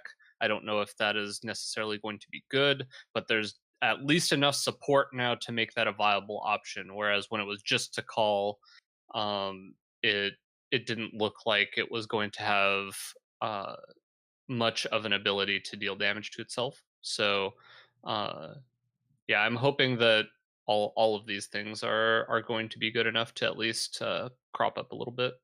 Yeah, there's something to be said too about kind of the power level of some of these payoffs for the restoring health to yourself, and in paladin, like the 4-mana 4/4 that's just a 4-mana 8/8 with taunt is very powerful. And I think some of these cards don't need to be in like a dedicated heal paladin deck, like healing is the main focus. It could just be that there's a slow control paladin deck that uses the 3-mana 3/4 as a way to get around Malagos Druid, which has kind of been forcing out non-combo control decks for a while, because playing a slow control game and they Alexstrasza you, and then they go Malagos, just nuke you from 15, then you're really sad. But playing a control paladin deck with that as just one card to play around Alexstrasza, and then that plus some of the incidental healing that paladin already has, uh, plus this the flash of light card. I mean, I feel like there's enough there just to trigger the 4 mana 8/8 on its own. So it might not have to even be like a dedicated Healadin deck. It could just be a slower paladin deck with this as like a side plan, sort of. 2 mana think- 6/6s with taunt are also very good. The Spellstone. Oh yeah, that's Mm. not bad. Yeah, That's that's for a sure. card that has not seen any support, and now that you can deal damage to yourself, assuming we can find spots for healing cards in it, that card gets a lot better. That's crazy. Speaking of crazy, So the next card I wanted to talk about is Mass Hysteria. So this is a 5 mana priest spell that says all minions attack each other randomly or something like that. I should have force had this each pulled up. minion to attack another random minion. So I don't know about this card, but I feel like this card is either going to mostly do nothing when you play it, or it's going to kill every board when you play it. And I'm interested to see what happens. It's just kind of it looks very interesting. I have a feeling it's going to lean more towards the mostly do nothing when you play it, but I could also see formats where there's just a lot of minions, and when you play this card, they all kind of just attack each other, and maybe there's one left, maybe there's none left. Kind of almost feels like a less reliable brawl, which now that I say that doesn't sound great. But And this I card don't is know, also it's, not good against Armorsmith. Very bad against Armorsmith. You remember Armorsmith always wins 1/4. brawls? Yeah. Oh yeah, But but this card makes me yeah, want to say something very important. I can't wait for Spreading Plague to be gone forever. I can't wait. Because as much as the idea of 1/5 scarabs attacking each other does excite me, I can't wait for Spreading Plague to be gone forever. I want a format. Well, not gone forever. Just dumped on the entire wild community for forever, and they have to live with that mistake for It's its existence. They should change the icons for standard and wild to scarabs and scarabs with like the no symbol over it. I will say, if your format has Odd Paladin in it, may I interest you in one Mass Hysteria, please? It's if your format has even Shaman, if your format has maybe even an odd Rogue, if you are playing against decks that go wide with small minions aggressively, you want this card. Odd Paladin in particular, this is a board wipe against Odd Paladin 99% of the time. Nice Fungalmancer, nice face, nice level up, all your stuff is dead. You're muted. I like all their stuff being dead for 5 mana. Yeah, and 5 mana versus the historical priest 6 mana board clears is a big difference, and against the current 7 mana board clears is a big difference. This is good if Spirit Lash is not quite enough, and Psychic Scream is not quite fast enough. This at least takes the edge off, and in some cases will just be straight up a board clear. In other matchups, like against Odd Warrior, this card is actually blank. It does nothing. It does not a thing. So, I mean, it does about as much as Psychic Scream. yeah, well, it's probably better than Psychic Scream because it doesn't make you fatigue faster. Yes. But better Well, by a very you see small margin. there, the line is to get a big board, Psychic Scream, and then Benedictus them. So, Appa, why don't you talk about your next card? Galaxy Brain over here. It's That's what we're doing. it's some kind of brain. All right, Alright. the next card that I picked was one that I am not sure about at all, actually, and I just wanted to bring up because it's super interesting, and that is Zul'Jin. He is the 10 mana hunter hero card from this set, and when he comes into play, you get 5 armor, and its battle cry is cast all spells you've played this game, targets chosen randomly. So, and then the hero power, I forget the name of it, but it's just deal 2 damage. It's not to the enemy hero, it's just targeted 2 damage, which is What? it's a good hero power. It's Yeah. worse than the original Death Knights, but as we've seen the past 2 expansions, hero cards whose powers are worse than the Death Knights can still be good hero powers, which I think Zul'Jin's is. I think the battle cry is effective enough if you build your deck around it that it's completely fine. And then just upgrading the hero power is nice. Just replaying your spells and then getting a better hero power seems good for 10 mana. Um, I forget who it was. I don't have the link to the tweet. I may try and dive through Twitter after this and link it in the show notes. But there was somebody who made a little diagram of cards that are good, like always good, sometimes good, like or always detrimental, like that kind of chart for Zul'Jin. And there's some really good cards that a lot of hunters play just naturally, like Animal Companion. Spell Hunter plays the 6 mana, make 2 Animal Companions. Deadly Shot's good. Multi Shot has not seen too much play, but would be good to play. Get off of this battle cry. Unleash the Hounds is kind of iffy because if that triggers before Spellstones, which would be another card that's good, that'd be a little awkward because you'd rather have the 3/3 wolves all the time than the 1/1s with charge. There's a lot of good spells that this could copy, and you don't have to fill your deck completely with spells for this to be playable. I want to make that perfectly clear. Like if this comes down and plays an Animal Companion, a couple secrets, and then a Spellstone, like that's good. That's good enough. Like it's not a Gul'dan, but Gul'dan's busted. It's a little worse Gul'dan, which is probably still pretty good. Um, the issue I see with this card, or the potential problem this might run into, is that it exists in a world where Deathstalker Rexar is played, and if you have Deathstalker Rexar up, I'm not sure you want to be removing it to play Zul'Jin. I mean, so we have infinite value. Can I interest you in some finite value? How about some one-time value? Plus a hero power. You want to keep talking about this card? I'm going to 'Cause talk briefly. I know it doesn't sound like me, and then you are going to rant. This card is not Yogg-Saron. Do not say this card is Yogg-Saron. If you say this card is Yogg-Saron, I will show you the Monsanto clip over and over again until you weep.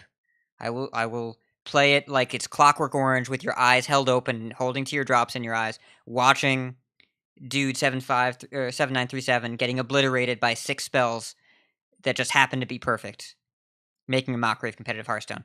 This card is different from Yogg-Saron because you have to pay for all the spells, you have to put them in your deck, and you have to play them on purpose first. You don't get to just high roll a Call of the Wild, you don't get to high roll a Twisting Nether, you don't get to draw a bunch of cards. You get to do what your deck was already doing again, which is probably good. And most likely this card will be 10 mana, bunch of secrets, bunch of 3/3s and 2/2s, maybe a Misha or a Huffer if you're lucky. Cool. Pretty good. You can throw Crushing Walls in there if you want to get saucy. You can crush some walls. You're paying for that the first time. You're paying full price. Right? The second one is not free. It's included. You already paid for that. You're paying off your mortgage. You're just getting the Crushing Walls back. But it costs you your turn the first time.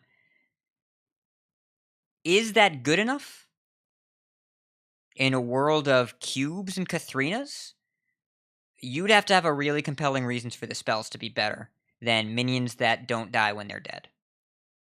In the future world, like we've alluded to so many times, if you don't have infinite value, you can get one-time 10 mana, play 3 or 4 secrets, and get a bunch of beasts. And by the way, the first card I talked about, Beast Within, very good if you're getting a bunch of beasts off Zul'Jin. Because one of them will randomly attack some stuff if it plays in the right order. Again, mildly proactive removal when you're just trying to develop and not die. It's pretty good. I am not ready to commit to this card seeing play. I am ready to say that it is very easy to say Cube Hunter is a better deck than any deck with Zul'Jin in it right now. Got 3 more months. 4 more months. After rotation, I'm excited for this card. Nothing about this makes me as scared as the first time I saw Gather Your Party. So I think there's potential for this to feel good if you're playing it, to feel like a Shutterwalk maybe, but not to feel like a Carnivorous Cube or a Disco Machine Gun. Botticus, take it away. This card upsets me. It's not even so much about the card necessarily. The battle cry I think is fine. I think the front half of the card is fine. It's definitely a card I expect out of Hearthstone. The front half. I think I see where this is going.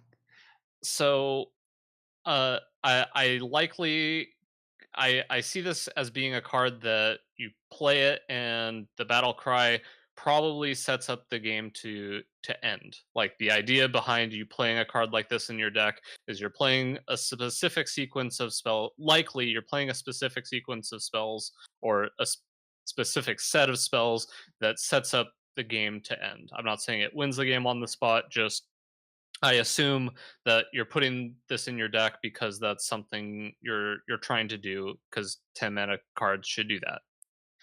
My issue is the hero power.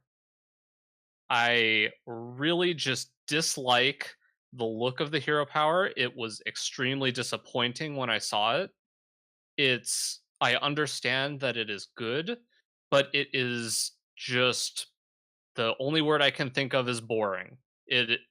When I play a 10 mana card, I obviously the battle cry is powerful and that's what they wanted to focus on, but I just wanted something that felt different. I just wanted it to feel different than the hunter hero power. Yes, it is different, but it doesn't even pretend to be that much different. And it's just a the hero card to me is one of the most exciting cards of the set, and it's just a huge letdown to me that this is what the hero power is, because I even feel like they could have dressed it up to do the same thing that it's doing, and at least make it look different, at least make it feel unique, make it feel special. And it just, I don't know, I'm just upset that this is what it is, because even most of the time you're going to play this card and the game's probably going to end very quickly. So the hero power is not super relevant. So it feels like you can just kind of make it whatever you wanted it to be. So I don't know. It just, I saw the hero power and it didn't seem real to me, because none of the other Death Knight hero cards felt like the hero power was essentially just what you were already doing. So yeah, I just wish that it was different. I had a couple ideas of things. Even if it tacked on, I was thinking it could be really unique if it tacked on like a bleed or something, where it deals 2 damage and then put a bleed on the target, and that deals 1 damage to it for 3 turns or something. Just anything. Even though that's maybe that's too powerful. I don't know, but I just wanted something different, and we got deal 2 damage. They can kill minions now, I guess. You just get to upgrade into the Baku mage hero power. Imagine if your 10 mana Death Knight just gave you, how about 3 damage and then you gain the life back? That'd be pretty cool. They'd never do that though. It's too powerful. Yeah, I don't know if you guys feel the same way. It just, I just saw the hero card. Oh, this effect is really cool. There's all these possibilities. I wonder what the hero power does. How does it synergize? How does it make sense with the hero card? Oh, they didn't really change it. It's just doing kind of the same thing. It's different, but it's just lackluster, and I don't like the hero cards, the kind of one of the focal points of a lot of these sets to feel bland. Yeah, this is kind of the opposite of Dr. Boom and Hagatha, where I care less about the battle cry. I still care about it a little bit, but I care more about their hero powers. Whereas for Zul'Jin, I care less about his hero power. It's still good, but I definitely care more about his battle cry as opposed to the hero power. So it feels like a weird shift there. But yeah, I can get what you're saying there, but I still kind of like the design of the card because the battle cry is cool. It does feel like the hero power isn't like unique to Zul'Jin, you know? It's not like he has his own cool unique thing. He just like throws an axe at something. He's just like, "Hup!" and then something gets hit for 2. And yeah, but Yeah, even if it would have said deal 1 damage to something twice, even though that's more of a warrior thing, just and maybe that doesn't make sense because he has 1 arm. Just something that reads differently. I don't know why I'm so stuck on it. It just doesn't. Every other hero card feels like it completely changes. Like when you change into a different hero, you everything changes. And this doesn't feel. It feels like, okay, I'm Zul'Jin, now I'm just kind of a hunter. I'm still just what I was doing, but I have this amazing effect. I had this amazing effect, and now nothing. Now just we're back to doing the Yeah. same thing. It's just it's there's no flavor differential, right? You went Yeah. from quarter pounder to Big Mac, and it's I didn't expect you to make an argument on design, language, and aesthetics, but I'm not disagreeing. I didn't expect that from you, Bodicus, and I'm proud of you because that's an angle that I don't know if we've taken before in this show. And I have the icon up on screen. It just says Berserker Throw. It is a blurry icon of an X, and hero power deal 2 damage. Now, I bet the sound effects will be good. But Yes. yeah, it could have been different because think about every other hero power you get from any card that transforms your actual portrait. From Jiraxis to Dr. Boom, it's been interesting. And the hero power that's currently on this card is currently available in the game. Just put Baku in your mage deck and you can try it out. And yeah, we shouldn't just have Steam Weedle Sniper because it feels like they have the animation from Deadeye and Steam Weedle Sniper and you can just use that now. So, I don't know. I wasn't expecting that, but now I'm seeing it and it's like, you know what? It's just kind of boring. We're spending so much time talking about how this card is not Yogg that we're not talking about how throwing an axe at something is boring. Okay. Well, That's just as soon as I saw this card, it stuck out to me, and I just am asking why. But I guess we'll. you're just I axing understand that you. why? Yes. Yeah. I understand we don't want super strong hero powers. Like we don't want this to be another Gul'dan hero power or another Deathstalker Rexar hero power. But it I do want the card to feel special, and the first thing I said in Discord was this feels like a 10 mana. It just feels like a 10 mana legendary spell. That's it.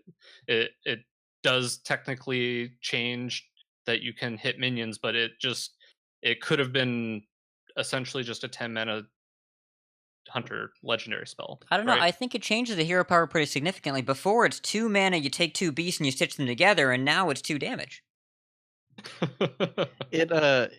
It's doing something definitely different when you play the hero, but it doesn't feel like it's doing something that Hunter hasn't seen before, which I think we're kind of getting used to with Hagatha and Boom and the Death Knights and stuff, is that they usually do something that you don't really do in that class usually, where this is just kind of more of the same and more of what we've been doing for a while.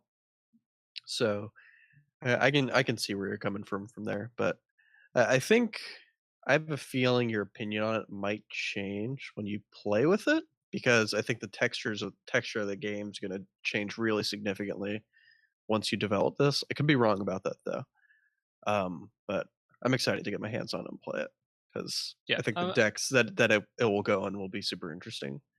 I'm definitely willing to change my mind, but I also feel like if I'm playing this card, I'm going to end the game the turn that I play it or the turn after. So the hero power is not super relevant, which is also why I think they could have done something interesting with the hero power because the card feels one dimensional. But we've taken a very long time on this card, and I think we should probably just move on. So Lightning we'll round. go really quick over our last cards. Lightning round. Yeah. Okay. My last card, Shield Breaker. Hey, remember how Ironbeak Owl was a 2-mana 2/1 that silenced taunts? You can do that now. It's not a beast. It doesn't silence not taunts. Do you care? This is the card that makes me think that Zihi and this card go together to send a very clear message how Team 5 wants Aggredex to compete is by being cheaper at the things they do. Not at being better, just at being cheaper to fit more stuff in a turn and then resetting the mana curve. I think this card is a great example of that. And anytime where you're in the late game, bad top deck, but if you are just consistently trying to push the face and you're not playing Keleseth, you want this card because it just gets a taunt out the way for efficient and you attack for 2. Appa? I feel like you just hit me with like an infomercial from the 50s. Like, do you remember Ironbeak Owl used to silence taunts? Can't silence not taunts. Do you care? Nope. Buy shield breakers. Invest. Buy Shield Breaker. Yeah, that card seems good. Yeah. You want me to do my card? Yeah, go ahead. Okay, so my card that I picked was Pounce, which seems a little weird because it is super unimpactful. It is a 0-mana druid spell. Give your hero +2 attack this turn. And that seems kind of weak. But where I picture this seeing play is actually in Mechathune Druid, because that's been kind of a fringe archetype for a little bit. And part of its issue is that it has a little bit of trouble with controlling the early board. It doesn't really want to play Spreading Plague. Some versions have, but whenever you play Spreading Plague, it gets really awkward trying to clear your board before Mechathune. And in versions of the deck that play Gadgetzan Auctioneer, you really want more 0-cost spells, so this fits the bill really nicely. It's like Hat's typing in chat right now. It's kind of like Isn't a backstab, this just a early backstab? on. Like, before they printed Jasper Spellstone, Druid would die to a Flame Imp, and this is just 0 mana, no I don't. So, this card seems really good in the world where Druid doesn't have infinite armor game and 1/5 taunts, and 1 mana kill your 6 health minion. I expect this card to see play after the world of Malfurion and Death Knight has left us behind. Also, great with Ultimate Infestation, because you don't overdraw, I guess. After you've drawn 5 cards and dealt 5 damage. Okay. Barkis. My last card, I'll just do it quickly. Krogwa the Frog, Shaman Wah. Legendary. What? Said Krogwa the Frog. Wah. 6 mana, 4/6 beast. Battlecry, return all spells you played last turn to your hand. I just want to play Unstable Evolution and then play this the turn after and just have infinite evolves for the rest of the game. I'm sure there are other uses. Playing this with Hagatha also seems cool. It just, I think it's a cool card. I'm excited for the possibilities. And when you have the Shaman Totem and you play Unstable Evolution, you go get Big Bad Voodoo. And Big Bad Voodoo means that your Unstable Evolution thing gets bigger when it dies, which I like a lot. And somehow, in the week with no tournaments and like 3 news items, one of which was how there was no news, we are hitting the 2-hour mark.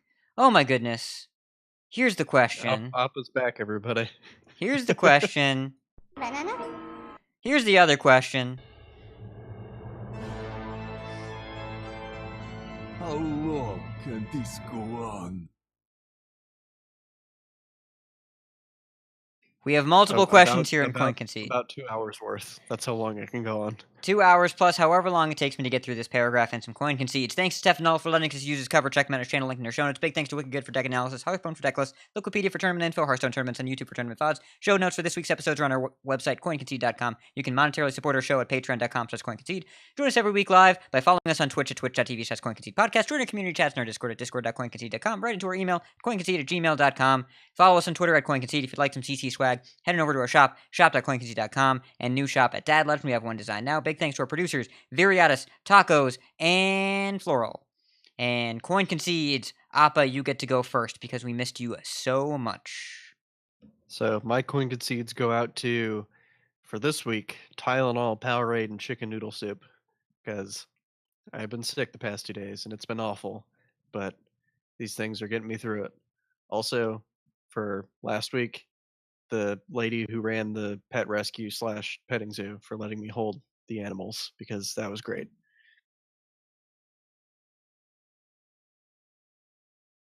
Yay. Butticus. You go, Hat. I'm still thinking. Oh god, thinking is devious from a priest main. I'd like to give coin concedes to work friends, again, everyone that has given me goodbyes and good lucks over the past week as I leave the land of picking up trash in my hands. Really appreciate it. Coin concede to the Coin Concede Discord. It's been a difficult couple weeks while I've been working this interim job. I haven't been around the Discord as much. I miss you all, but thank you so much for being a great part of this community. From the Void, that's a future Coin Concede. I'm prepared for the Coin Concede, if you know what I mean, for being on their show in now 11 hours. When we started, it was 13 hours from now. Now it's 11 hours from now. Bassoon Buffoon and Navalis, looking forward to that. And Coin Concede to myself for editing the bonus episode at 7:30 a.m. when I will be awake on purpose. Because that's my life now.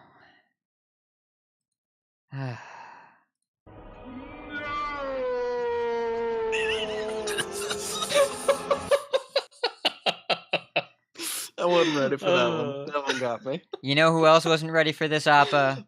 This guy.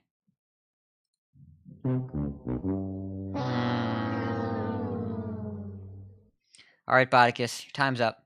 Let's go. I got to get to All right. bed. It's late. Yeah. So I will also coin concede to Hat for doing all the work on the last episode as well as this one.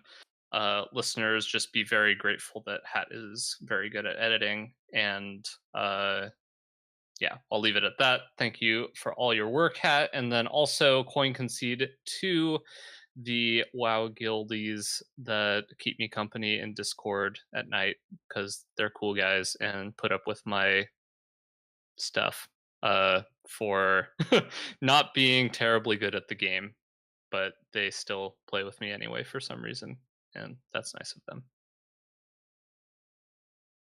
All right. So, where can we find people? Appa, where are you? Tell me. I am in the Maelstrom, Louisiana right now. How about you? Appa. Again with no sass. All right. So you can find me on Twitter at Appa_HS. You can follow me on Twitch at twitch.tv/AppaHS.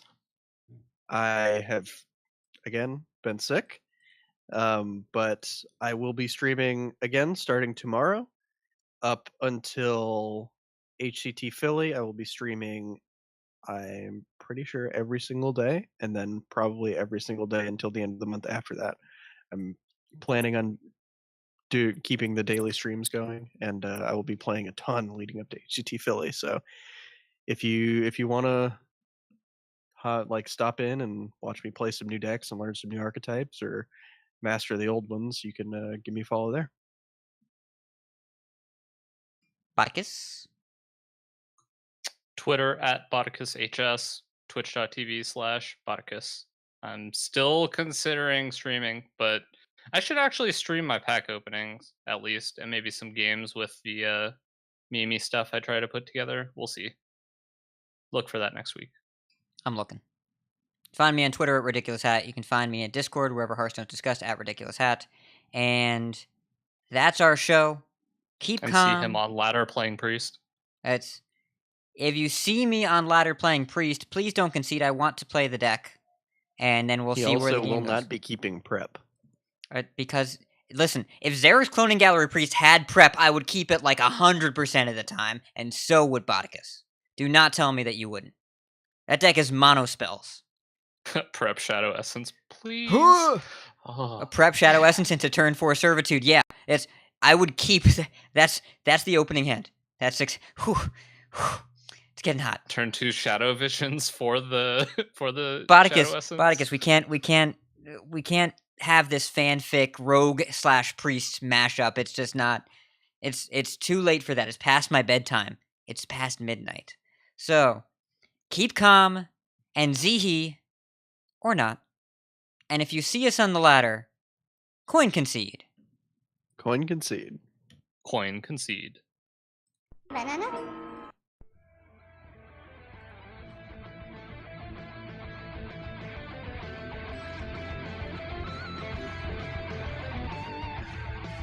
Take cold comfort in your victory. You win. I can rest now.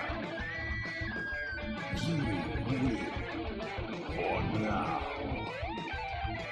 Now, your victory proves nothing. The day is yours. I choose death. You have triumphed. This time, this hunt is yours.